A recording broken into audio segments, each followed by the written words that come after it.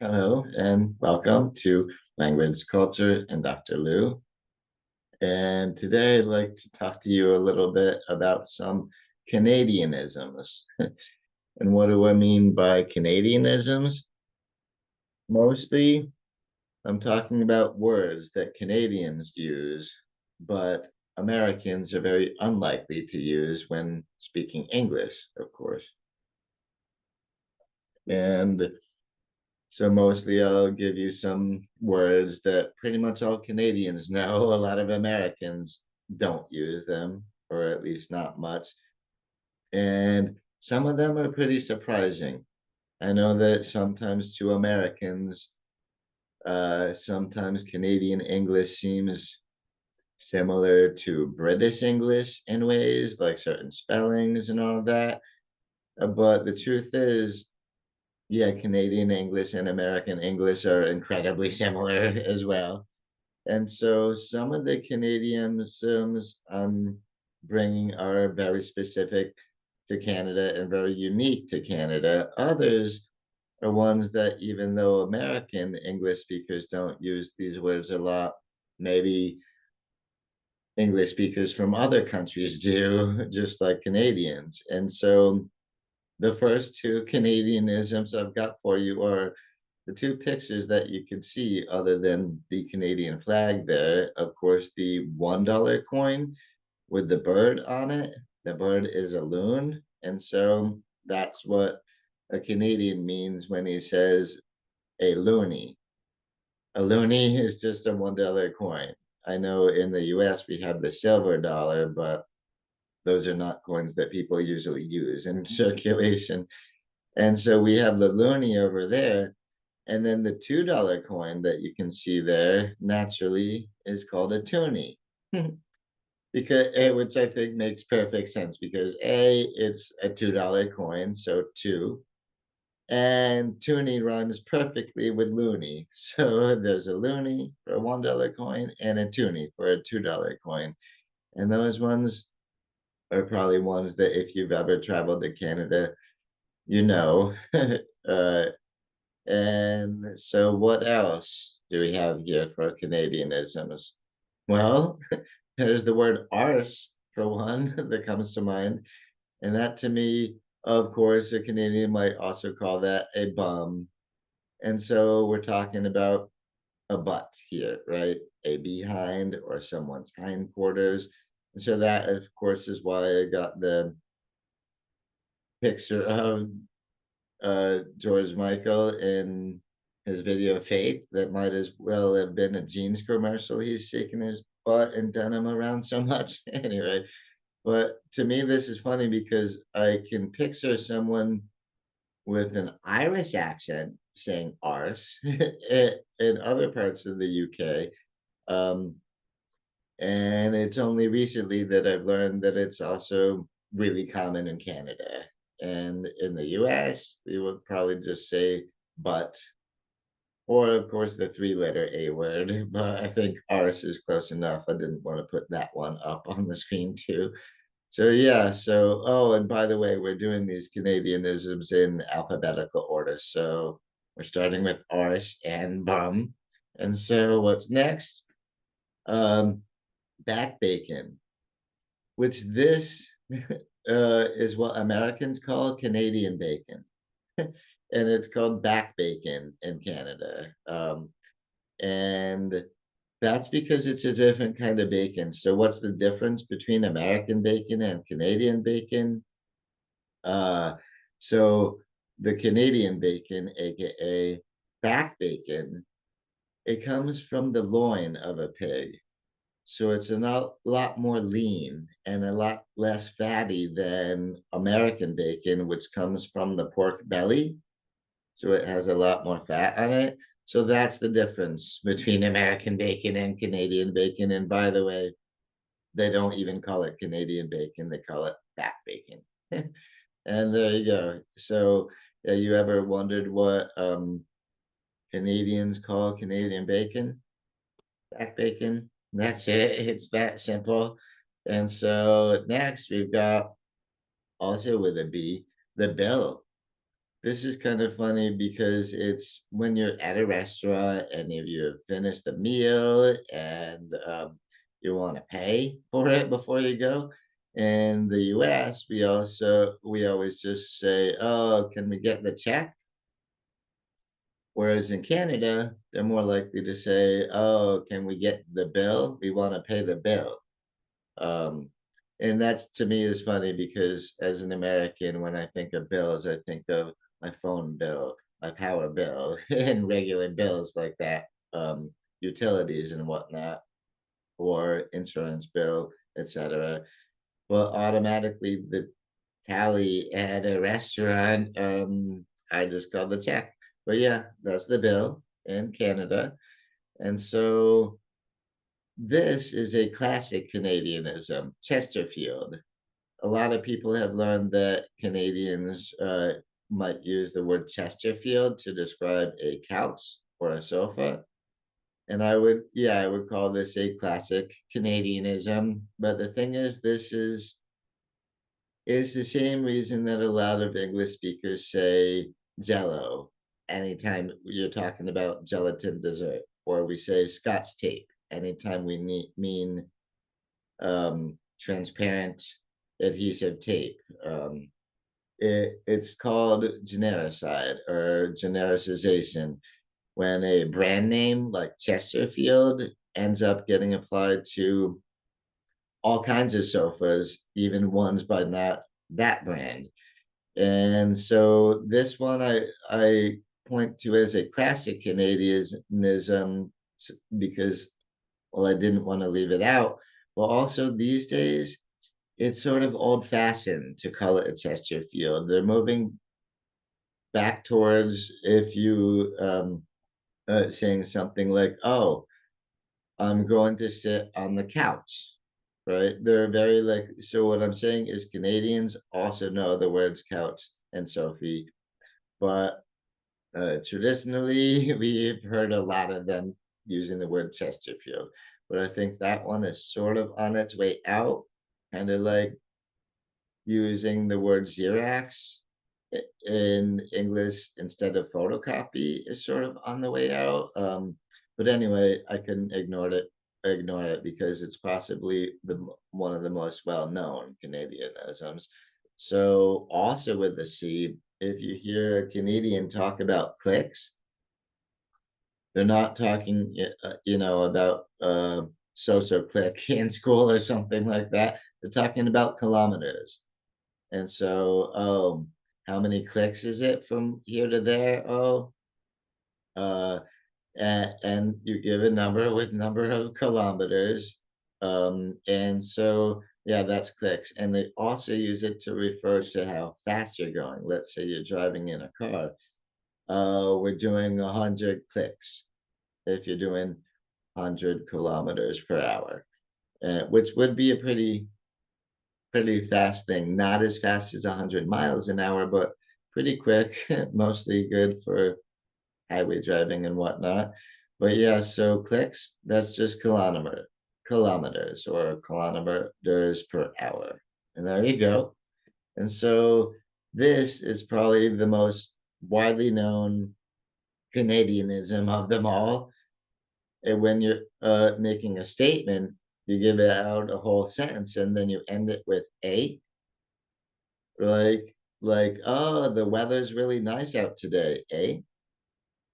Um, that's what we call a tag question. In linguistics, it's a tag question. And the tag is the little one or two words you just slap at the end that turn the whole statement you've just made into a question. And English speakers do a lot of this, although most of us don't use the word a quite as often as Canadians.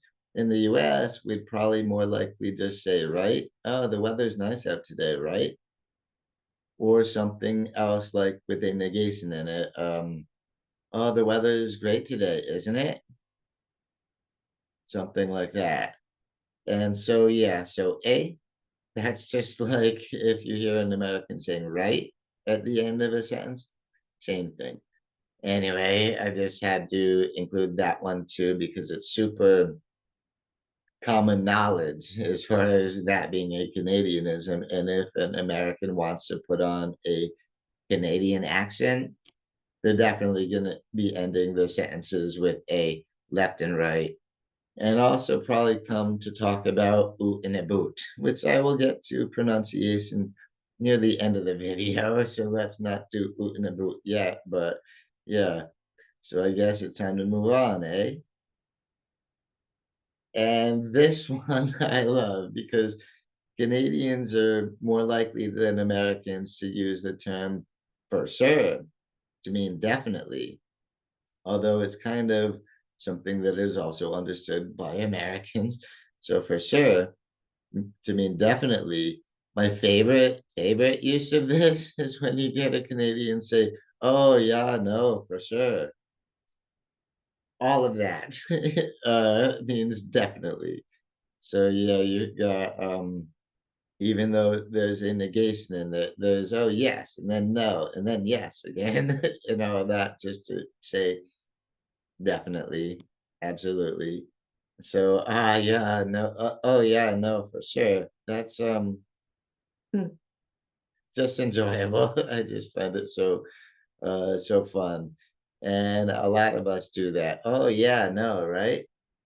Um Mixing affirmative and negative statements, even though we don't mean to negate anything. So, what is a garburator? That's just a garbage disposal. But I love this Canadian word for it. It's so well, it's so mechanical and it's a contraction. That's what comes to mind with garburator. And also brings to mind terminator, like it's gonna terminate your garbage. So I do love that one, garburator. And it's just a garbage disposal. So, but I do it's a too bad not many Americans know that word because I would almost kind of like to use carburetor instead from now on, but I would just sound weird to most Americans, so maybe not yet. And one other Canadian that I love is homo milk. And I love this one because the word homo is not being used in a derogatory way or anything like that. And it's the same thing as whole milk. In the US, we would call this whole milk. And in the UK, they would probably call it uh, all fat milk. Because what homo milk is short for, homo is short for homogenized. So when they homogenize milk, it means they do a little process to mix all the cream, the fattiness of the cream and all that, the fat, back into the milk, back into the liquid. And that's what, yeah, we call whole milk in the US, but homo milk in Canada. And one difference is that in the US, you're going to get 1 gallon of this, but in Canada, they're on metric, so they use liters and whatnot. So you get a 4 liter jug of this, which is a gallon is about 3.8 liters. So 4 liter jug is just barely a little bit bigger. But homo milk and whole milk, same exact thing. So don't worry about drinking homo milk while you're in Canada, unless, of course, you want to reduce the fat content in your milk. Because again, the British would probably, yeah, use the word fat while talking about that milk. And so, what's a hoser? A hoser, this is an interesting Canadianism. I've seen it in some Canadian TV shows and movies as an insult that people throw around at each other playfully, but it seems pretty insulting in the wrong context because a hoser is somebody who is very unsophisticated, usually of rural origin, so from out in the country, and very unsophisticated, and they really like beer, which I guess is a Canadian thing too. And so this to me brings other pejorative terms to mind for American English, like a hillbilly. That's to me brings to mind an unsophisticated person from the countryside who very likely to enjoy beer, or even worse, even more insulting, redneck. Um, but yeah, so that's a hoser. I know that hillbilly and redneck focus a little bit more on the rural aspect, on the being from the country part, but they all have the same kind of connotations as unsophisticated. Um, and I do love that. Yeah, a hoser probably enjoys beer too. And so, yeah, these two guys right here, these are examples of posers. And hydro, this is, when the electricity goes out, and you might, in the US, you might say, oh, the power went out or the electricity went out. In Canada, they might say, oh, the hydro is out or the hydro went out, because that's what they mean that's the word they use when they're talking about the power or the electricity. Probably because a huge amount of Canadian electricity is produced through hydroelectric plants. So a lot of it is hydroelectricity, which a lot of this they have sold to the US, especially to bordering states like New York. We get a lot of power from them. And so that's why they call it hydro. I think it's because a lot of it is from hydropower originally, and but that is sort of taken over as the general term for electricity or power. Like see those power lines with the big poles, with the big power poles running up there? A Canadian would call those hydro poles. Yeah. And so that's interesting to me. Hydro, uh, even when not referring to water itself, but the power that gets made out of water, that seems fair enough. And so keener, I love this. 2 words ago was hoser for, a hillbilly or something. So what is a keener? A keener is pretty much a suck up, a brown noser, a bootlicker. So that to me is, yeah, it's fun that now I have another way to say suck up, keener. Yep. And it doesn't have to do with being actually keen about something as much as it has to do with just sucking up to somebody to gain their favor. And so I love the word that Canadians use for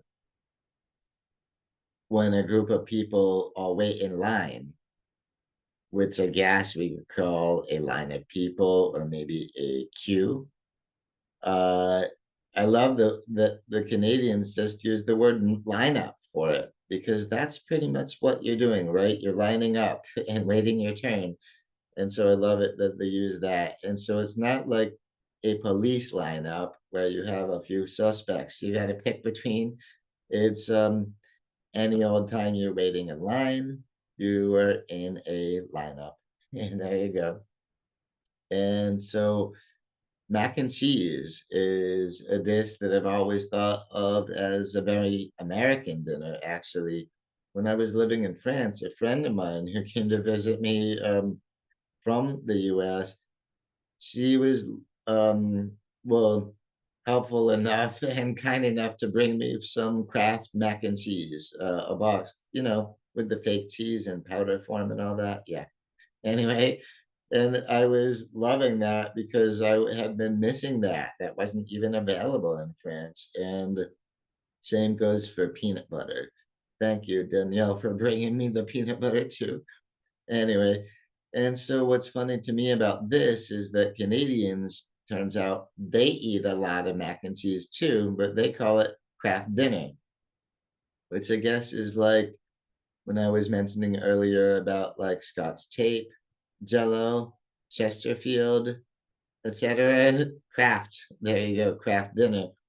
And so it's funny that they don't call it a side dish, it's Kraft dinner, but that one, to me, the first time I heard a Canadian say Kraft dinner, I pretty much exactly knew what it was already because I was thinking right of Kraft mac and cheese. So there you go. Turns out Canadians eat a lot of this too, and they call it Kraft dinner. And so what's a Mickey in Canada? It's a little different than than what it is in the US. In the US, we understand the word Mickey to mean a strong beverage, a strong alcoholic beverage. Sometimes we even say, you know, a beverage that has been drugged. We'll call that a Mickey. Um, so slipping someone a drink with the intention of intoxicating them, slipping them a Mickey, sometimes even a drug, and that's all really upsetting. In Canada, it means something a little less upsetting. It's a 375 milliliter bottle, which is about 13 ounces of liquor. And so a lot of these are put into flask shapes, which, are not perfectly round. They're, easier to slip in your pocket. It makes it a lot easier to smuggle a little booze into a movie theater with you, for instance. Uh, bring a Mickey. So that's what a Mickey is. It still has to do with alcohol, with booze in Canada, but it's not, yeah, to me, it's not as, scary sounding. And I love the term Molson Muscle because of course, Molson is a Canadian beer. And so when we refer to somebody's Molson Muscle, we're talking about the pot belly, also known as a beer belly. So I love it how they're actually calling it a muscle. Maybe they're referring to how much they can drink at one time with it. But yeah, so a Molson Muscle is just a beer belly and a la Canadienne, right? And so this is another word that in the US, we don't say the way that a lot of other English speakers do. We say to call someone on the phone or to make a phone call or just to call someone. And in a lot of other English speaking countries, such as Canada, Canada is not alone here, but this is a little different than America, where they're more likely to just say to phone, to, s- to phone someone, which is something someone from the US would understand perfectly, but it's not something that gets said so much around here. So I still consider this a Canadianism because they use it a lot more than we do in the US. And so, what do Canadians call American cheese? Processed cheese. Which is right on point because that's exactly what it is. Did you ever notice how so-called American cheese doesn't really melt the same way that other cheeses do in the microwave? That's because it's plastic. I mean, that's because it's really highly processed. And and yeah, a lot of people from a lot of countries wouldn't even consider this cheese. So thank you, Canadians, for at least calling it processed cheese, for humoring us Americans. But yeah, so it's funny that Canadian bacon is something we use for something they call back bacon, and American cheese, again, is something we use for something they call processed cheese. We're labeling these as far as nationalities in the US, apparently a little more than Canada does. And so another word with a P, public school. That is surprising to me that in Canadian English, you will use the term public school, not just to refer to, schools run by the state, public schools as opposed to private, right? No, it's if a Canadian says public school, that's where an American might say elementary school or maybe even primary school. So that's what they mean as schools for the really young ones.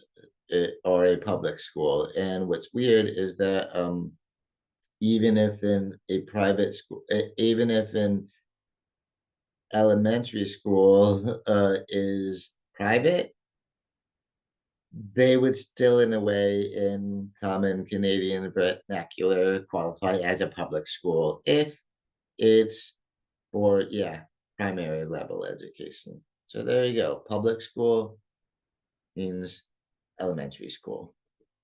And so these ones too, there's a lot of words for these types of shoes, right?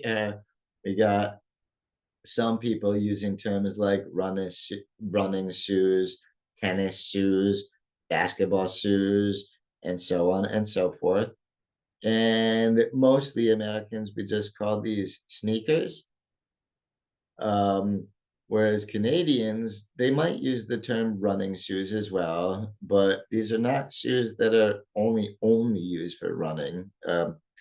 They're sneakers, so despite the fact that they're sneakers, very casual foot yeah, wear used for both athletic purposes and very casual purposes, very informal dress.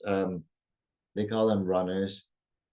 Yeah, a runner is not just a person who runs, it's also the shoes they're wearing at the time. And again, it's not only used for shoes that are running shoes if you're using them for walking or just dressing down or whatever, still runners. That's how a Canadian might refer to sneakers. And Ryan Ginger. This is a Canadian cocktail. You know, Contains mostly Canadian whiskey and ginger ale, and often a garnish such as a lime and whatnot. And um, often a little bit of ice and whatnot, but it's rye and ginger. And of course, in Canada, the so-called rye is going to be Canadian whiskey. I've also seen some recipes for rye and ginger cocktails that call for ginger beer as opposed to ginger ale, but mostly same thing. Canadian whiskey and ginger ale is what you're going to get if you order a rye and ginger in Toronto, for instance. And so this one I love is a Canadianism, serviette, or a napkin, because the same word, well, the word spelled the same way in France means, well, the word is serviette, and that means a napkin.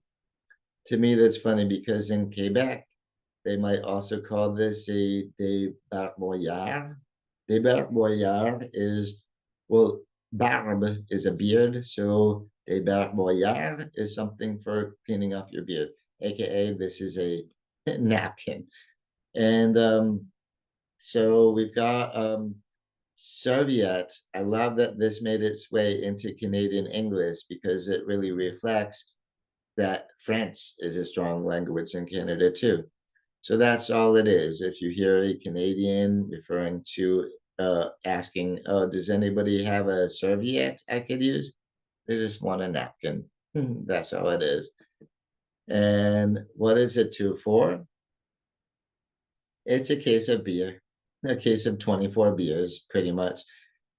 Used to always be 24 bottles and beers, but I guess the cases of 24 cans also qualify. So if they're talking about 2 4, it's a whole case of 24 beers. And I wonder how much that will, yeah, I wonder if that term will be adapted if they start changing the number of beers per case. Like 30 is getting to be more and more usual in America anyway. We'll see. But yeah, that's a 2 4. It's just a case of beer. And this one, an American would probably understand just fine if someone asks, "Oh, can I use your washroom?" or "Where is your washroom?" What they're asking is, "Can I use your bathroom?" or "Where is your bathroom?" And to me, this makes a lot of sense. Washing, bathing, wash, bath, very similar idea. Because it's not like we're always taking a bath in the bathroom, right? We might be showering or washing our face or whatever. Um, But this is something that, yeah, in public in the US, we call it a restroom. In private, we call it more like a bathroom. In the UK, in private, they would probably use my name and call it the loo.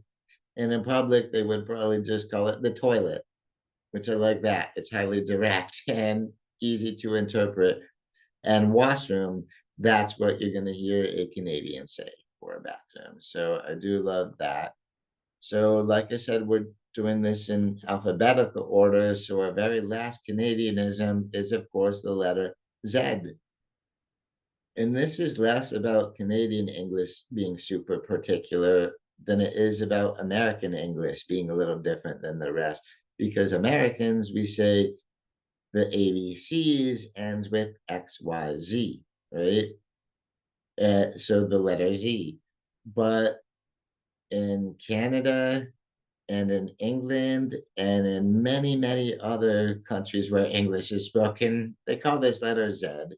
So I do, that's one of the places where Americans will look at Canadian English and say, huh, that sounds British to me. But really, it's the Americans, it's us who are the oddballs out as far as what this letter is called. And so now we're done with the words, Canadianisms that I have in word form. And I also wanted to mention 3 different things about pronunciation, like if you wanna do a Canadian accent or something.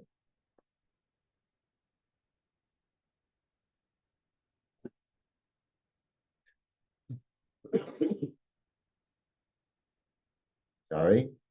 And, so if you're, yeah, gonna do Canadian accent, I can give you a couple tips as far as how you can change some vowel sounds and from what an American would say into what a Canadian might say.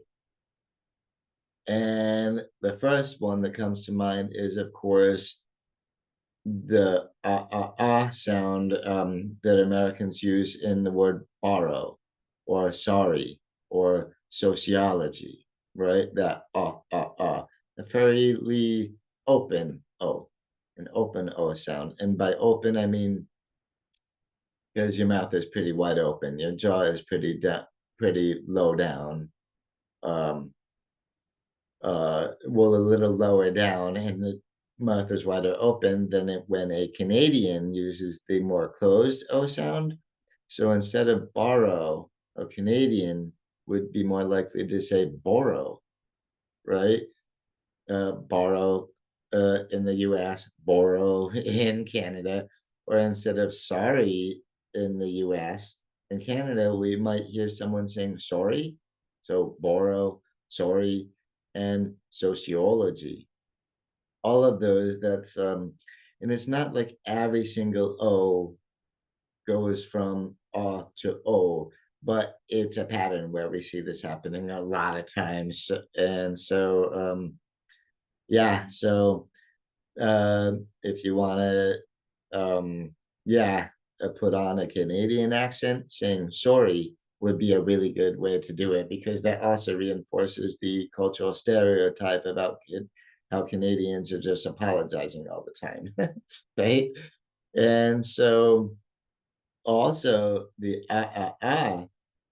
in drama or pasta, that is something that's pronounced differently in Canada too. So how would they say these words? The would become like in the word at or hat. So it's drama and pasta, right? Drama, pasta. That's a little different than drama, pasta. So again, you can maybe, put on a little Canadian accent that way too. And there are plenty of words where this would apply to. These are just two examples. Just giving you a couple examples, but there are lots and lots of other ones where in American English equates to in Canadian English. And one thing that is so widely known, well, widely thought about a quintessential Canadian accent is, oh, they must say oot and a boot, right? And I wanted to clear something up with for this because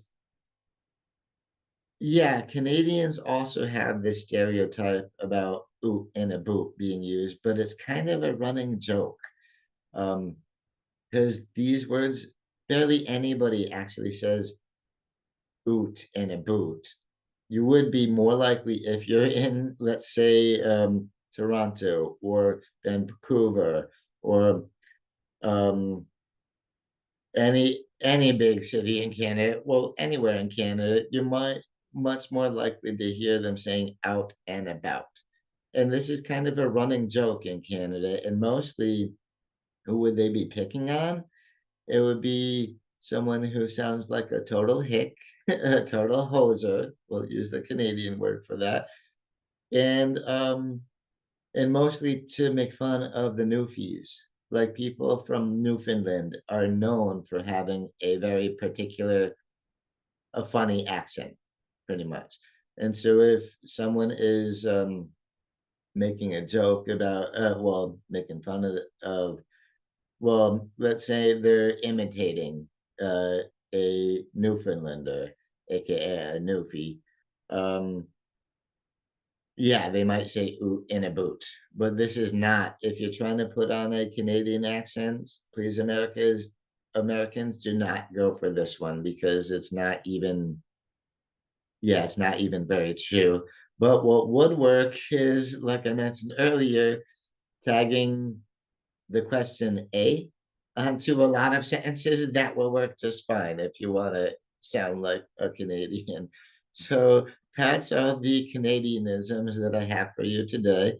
I know, I thought 28 words and 3 different pronunciations was, really probably as long of a video as I could get anybody to stick around for, but thank you to you for sticking around for the whole video so far, and I really appreciate that. And so as soon as, yeah, you feel like it, I would love it if you could give this one a thumbs up, and if you have not subscribed to the channel yet, please do. That way you won't have to miss any more of my uploads, and so, yeah, now I will get working on the next video, which I can bring back to you, day after tomorrow. That's my plan anyway. And so until then, catch you around next time.